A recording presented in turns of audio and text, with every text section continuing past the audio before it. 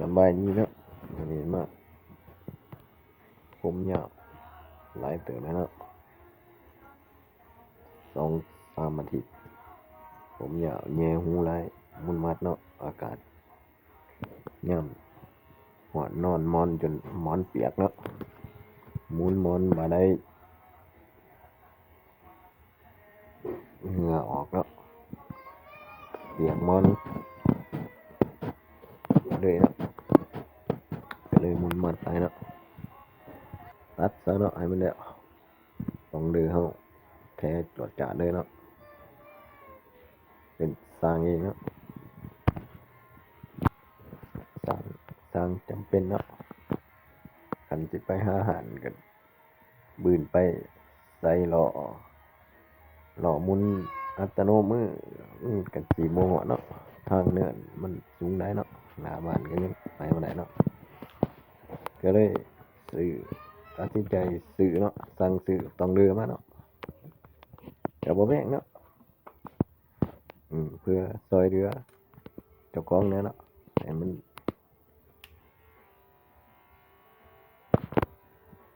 ซอยเรือตัวเองให้มันได้หลายที่สุดเนาะสร้างจำเป็นก็ว่าได้เนาะก็บ่มีหยังหลายเนาะมุนมัดผมยาว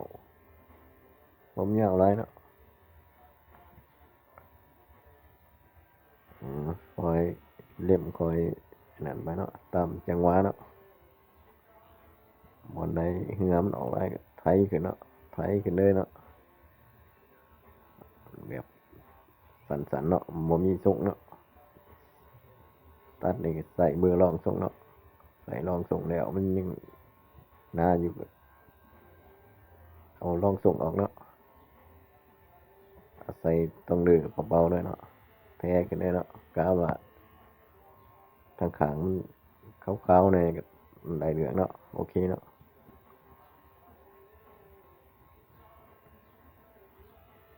แท้ไปเลยเนาะบ่มีทรงผมเนาะ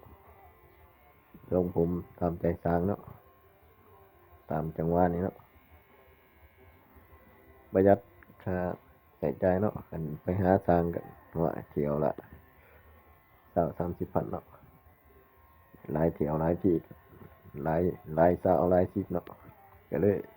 บ่ไหวเนาะเป็นสร้างเองซะเนาะให้มันแล้วฝากเงินไว้ใช้จ่ายแนวอื่นเนาะซื้อกินซื้ออยากดีกว่าเนาะหลายเที่ยวก็หลาย10เนาะเอาคอยถูคอยใช้ไปจังซี่เนาะตามจังหวะเนาะ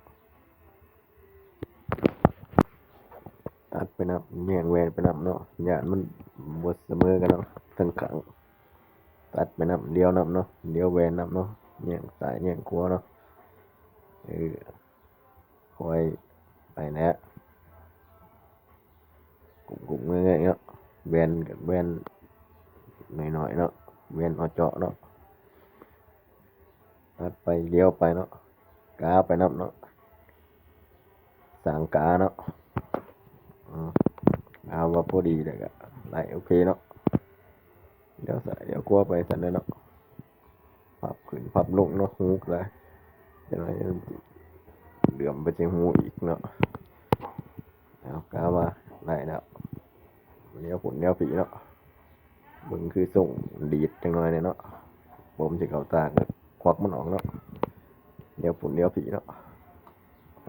แย่งมึงโทรศัพท์ซะมันแล้วปัดขึ้นปัดลงโอ้กาว่าได้แล้วโอ้ได้เรื่องรอขึ้นหลายเติบเจ้าแย่งหูได้จักบาทปัดลงบาดแบ่งไปแบ่งมาหวีตีหิวมันจักบาทไม่กามาสิได้แล้วทำเลยโอเคแล้วเนียนเลยนี่มันใช่ก็จักบาทโอเคแล้วได้เรื่องจบ